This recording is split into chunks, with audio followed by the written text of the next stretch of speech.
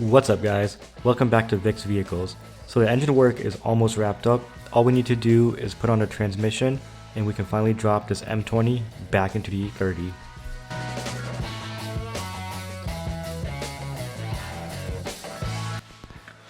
Alright, so it's time to reassemble the transmission. First, what we're going to do is put on the flywheel. Now there's a little dowel, little peg thing right here, so the flywheel, it'll only go on one way. This bolt, or this hole right here is larger than all of the other bolt holes, so you know which way to put it. So let's just slide this on.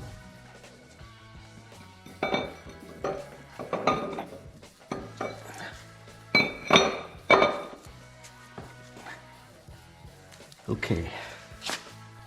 Also, don't forget to put on your transmission gasket. Always seem to forget to put on something in between. And this just lines up pretty easy. There's two kind of dowels on the bottom, so you know which way it goes.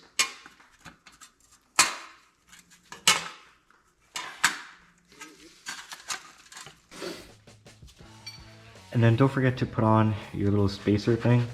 It's not really a spacer, but it's more meant to distribute the torque for the flywheel bolts when you put this on.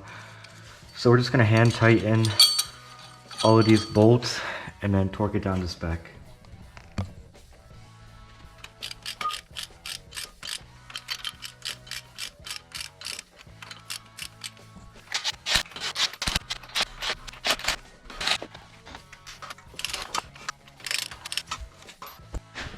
If the flywheel is rotating as you torque it down, what you can do is just put a breaker bar on the crank hub. That'll prevent it from spinning. So with the front crank stabilized, we can then torque these down.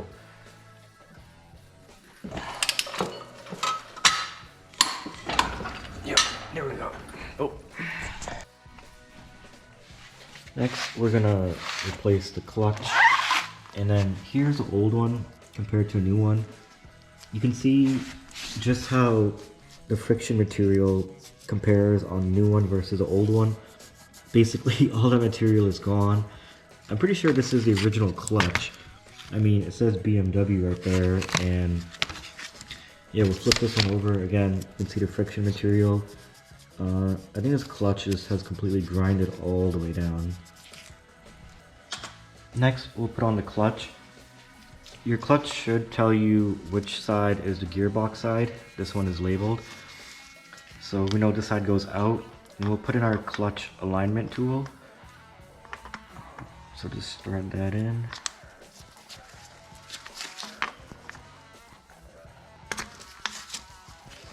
And then just put this into the pilot bearing as such.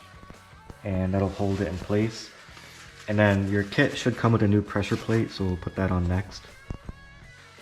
The flywheel does have a couple dowel pins, so you know how to align the pressure plate. You'll see on the pressure plate there should be some holes for the pin next to the main bolt holes. So that's an easy way to figure out how to get this aligned.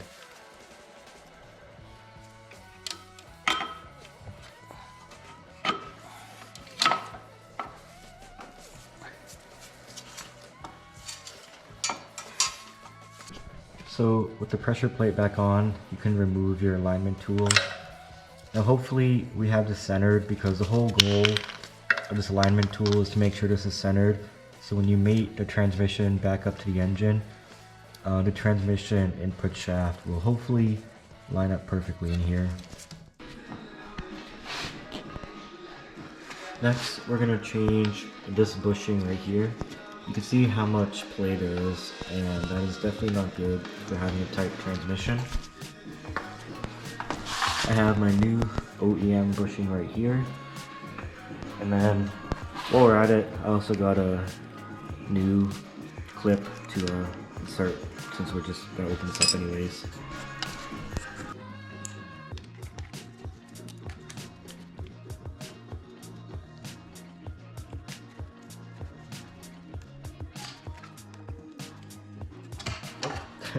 Once you pull that out, this thing just slides off. Okay, now we can push this bushing out.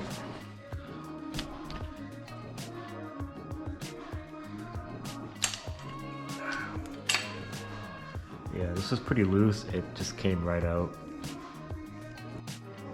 We'll put just a little bit of lube on here to help this go in a lot easier.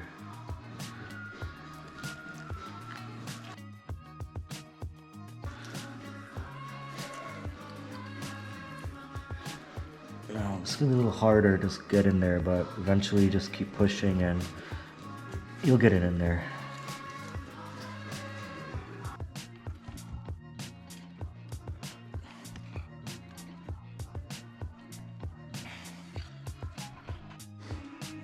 You can use like a screwdriver to just help get it started and just force it through. And then, yep, eventually it's in. This is a common part that goes bad pretty often, and they call this the B word clip because it's so difficult to replace when the transmission's in the car. But since we're doing this with the transmission out, it's gonna be so much easier.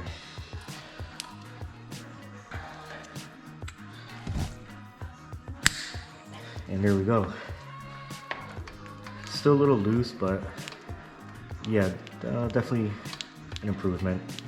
Nothing like a polyurethane bushing if you really want to eliminate all the slop.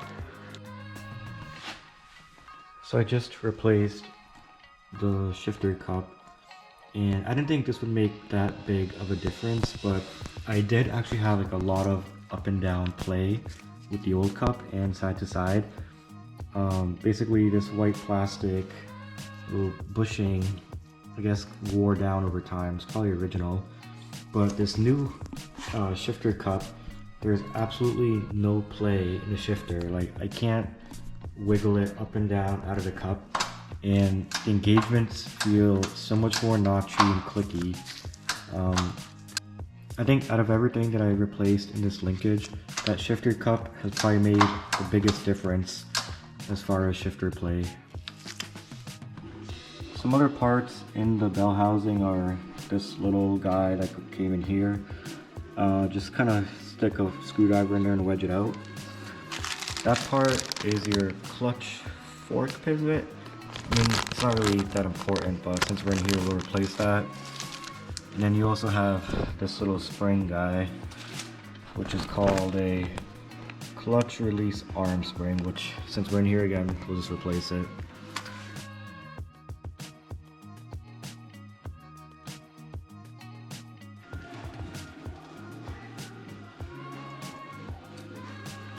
Spring is easy, just put it through the hole and it'll click.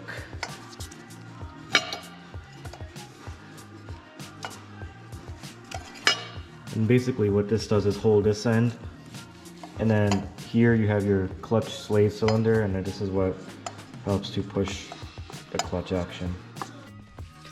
Next, we're going to replace the throwout bearing, which came with our clutch kit. And you can see how seized the old one is. Just listen to this. Yeah, this looks original. It's all rusted. It feels kind of seized. I mean, it'll spin, but it's not spinning smoothly. And then compare that to the new one, which just glides and rotates freely. So, I mean, there's not much to do. You just can probably like lube the shaft a little bit and then just slide this on, and it'll slip only one way right into the clutch fork. The flat sides will kind of lock into here. And just as an illustration on how this works, so when your clutch slave cylinder pushes the piston out when you hit the clutch, it kind of pushes this throwout bearing, and this is what engages and disengages your clutch. And this is like that pivot point that we just replaced. So pretty cool if you've never seen this work in person. Next, we're gonna change the clutch line that goes to the slave cylinder. This thing is shot. Basically, it's leaking clutch fluid, aka brake fluid, all over the floor. Yeah, you can see a torn boot right in there. every time you hit the clutch pedal, essentially it's just dumping all the fluid everywhere. So we're gonna change the slave cylinder, the clutch line, and the master cylinder while we're at it. So what you want to do is get a 14 millimeter on the bottom, and then just hold the top from spinning with the 11 meter. I don't have an 11, so I just use an adjustable wrench, but once you break it loose, then basically it'll come off pretty easy, and then you can just rotate this off. And there you go. Here's your old clutch line and your old slave cylinder. Next, we need to remove the master cylinder. So the other end of the hard line to the slave cylinder goes to the master cylinder. So you can get a wrench on it, but it's pretty tight space. But once you get it cranked loose, then eventually it'll come off. And then we can go into the car from the driver compartment and do the rest of the disassembly. Also disconnect the feed line that goes to the clutch master cylinder, which comes from the brake fluid reservoir. So now on the inside of the car, we need to work with this clutch pedal. So what we need to do is remove that clevis pin right there. Earlier model E30s have a nut and bolt style retainer, but here on the late model E30 we have the clevis pin. So once you remove the pin, it's just the two 10 millimeter bolts somewhere back there holding it on, and then we should be able to pull it right out since we disconnected the hard line, and then we'll pull out the soft line with it that led to the reservoir. Some people say you need to remove the clutch pedal because otherwise this linkage will get in the way, but I didn't need to. Once you get those 10 millimeter bolts out, you can just yank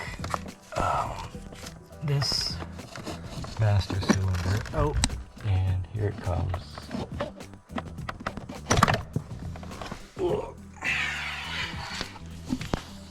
Now let's give this a look. It's pretty grimy. It looks like it's rusting from the inside out. I don't know. But anyways, this is getting replaced. After installing your new master and slave clutch cylinders, you want to bleed the clutch. So the easiest way is to just use a power bleeder. Hook that up to the brake reservoir, and then crack open the bleed nipple on the slave cylinder, and then continue to pump, and you'll see the fluid continue to squirt out. On the pressure bleeder, you don't need to generate too much pressure. 10 psi should be all you need to get the bleed process done. And when you're bleeding, just be mindful of the piston rod on the clutch slave cylinder. If it overextends too much, especially if you depress the clutch pedal, you could end up overextending the piston and tearing the boot, which actually did happen to me, so you might want to secure the rod as you're doing this process.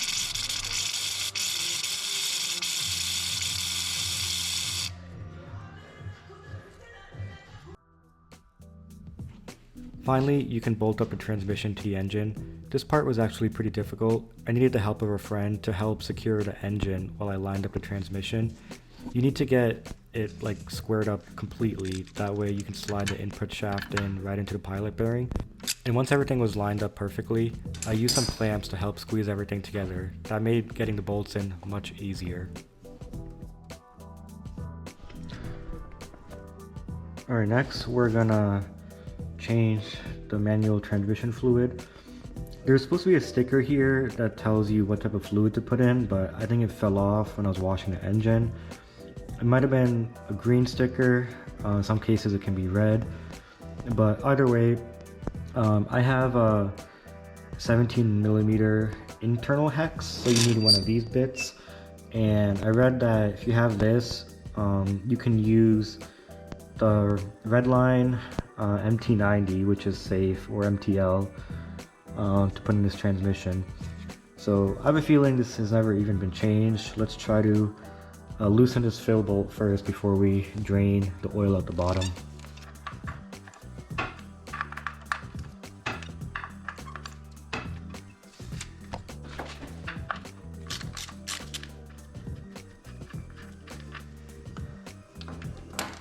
And to test the level, I mean, this should be dripping out, but you can stick your finger in and see if you can feel any fluid. Yeah, this feels kind of, it's pretty dry. Yeah, this is in desperate need of some fluid. Okay, so got the drain bolt loosened. Let's see what comes out of here. Hopefully we have some fluid. Oh, yep. Not a whole lot. It's supposed to be about 2 quarts that come out. This seems a lot less than 2 quarts. That's not good.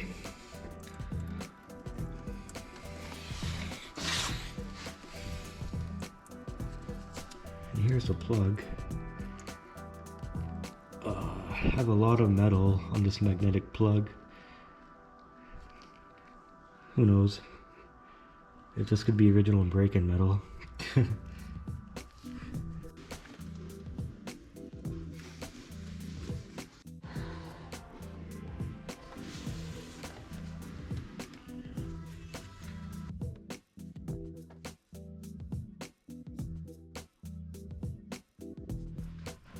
Next, we're gonna replace the Guibo, or drive shaft coupler, rubber bushing, whatever you want to call it.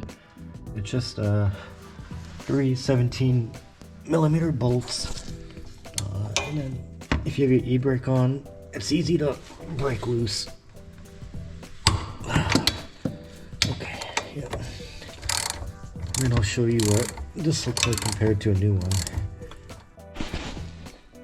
So here's a new one, no cracks, looks good.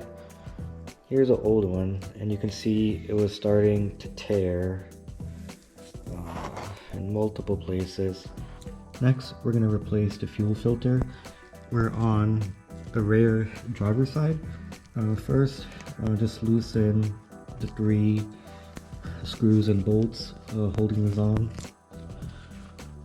Once that panel is out, I just use a screwdriver to kind of wedge the hoses out of the hard lines, and then this will be free. And then I do have a drip pan handy because there will be some fuel that comes out. Here you can see the comparison between the new filter with new fresh hoses and the old filter. The old hoses look pretty grimy, and I just changed them out of precaution. So these were actually OEM hoses because you can see the BMW logo there. And this fuel filter actually looks like it's been replaced before, but you can see the Made in China logo, so it's definitely not an OE part, whereas a new one is a Bosch part. And for fuel hoses, I'm using just 8x13 hose, fuel rated. The same 8x13 size can be used in the engine bay as well for the feed and return lines. After bolting the transmission back on, one of the final steps is to reattach the starter. Here I am testing it with a portable battery just to make sure everything is spinning correctly.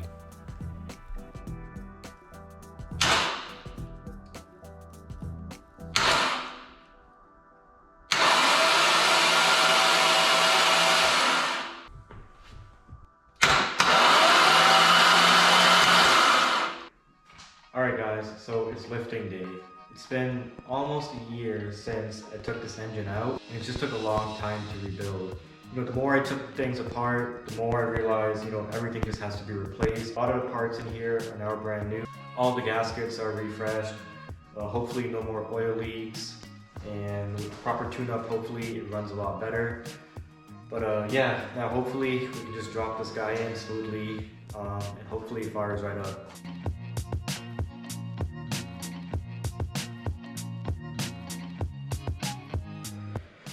Okay, so first hiccup of the day. My load leveler is stripped, so no matter how much I crank it, somehow I think the threads in this block got messed up, because every time I crank it,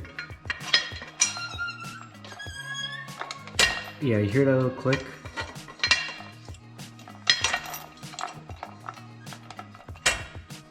So basically, I need a new load leveler.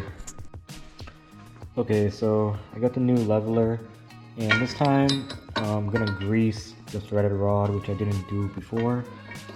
So I just put some grease on it and then just gonna run it through so the block lubricates all the threads, and hopefully the block won't strip out this time.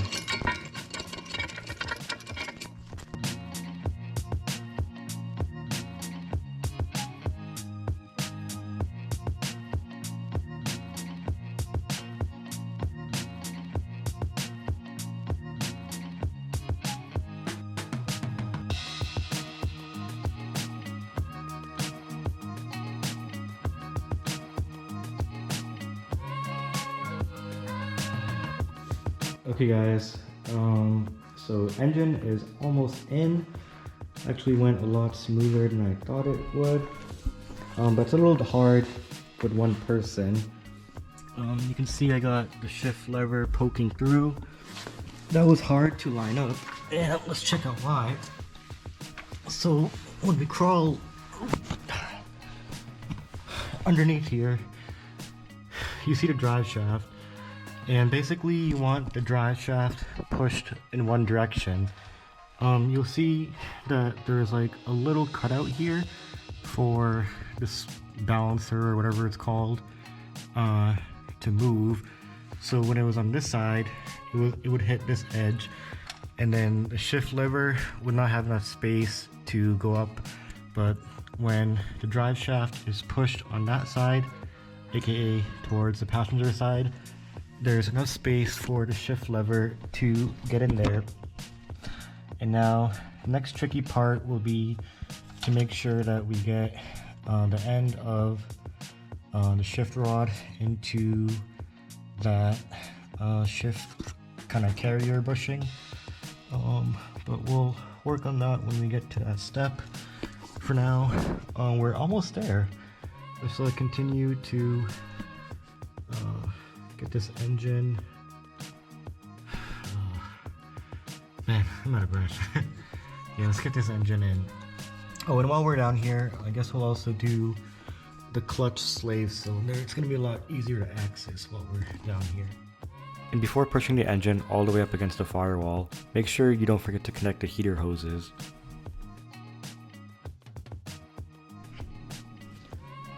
Okay guys, so everything is finally hooked up. Cooling system done, intake system done. Yeah, everything's good to go. But yeah, the final step is to put the battery back in, and then we can see if this thing actually fires up.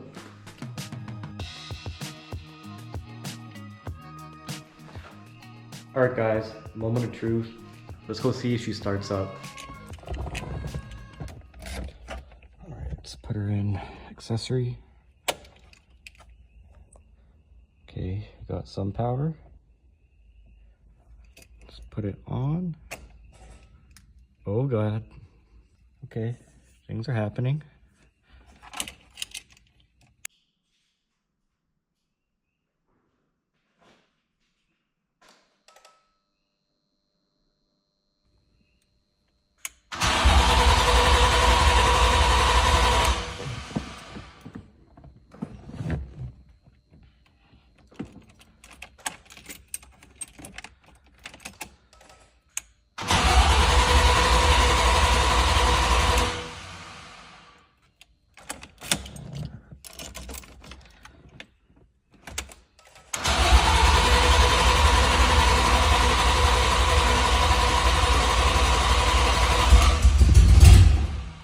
Oh, let it go too early. It's about to catch. Okay.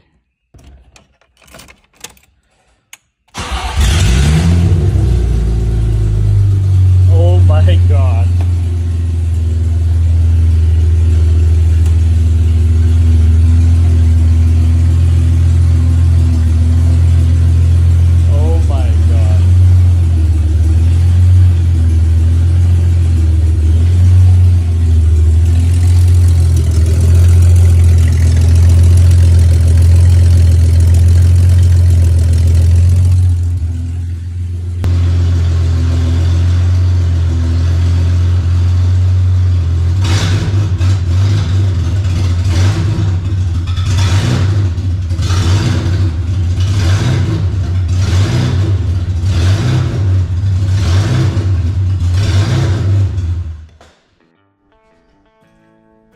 Okay guys, so here is the nearly finished product.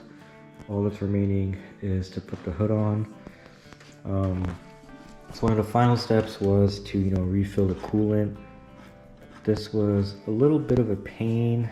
I had some issues bleeding it, but essentially, you just put your coolant in here and then open the bleeder valve, start the car, turn on the heater core, let it all circulate, and then as it continues to go down, keep on topping it off until it comes out the bleeder screw, then close the bleeder screw.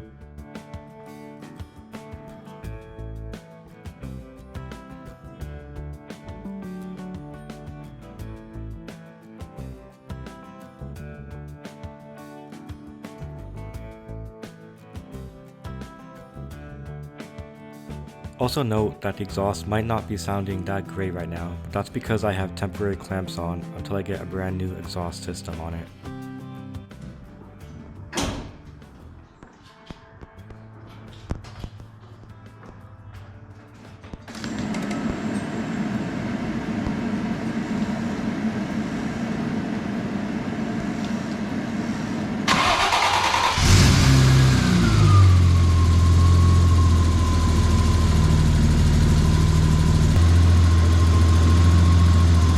Smells like a fresh motor.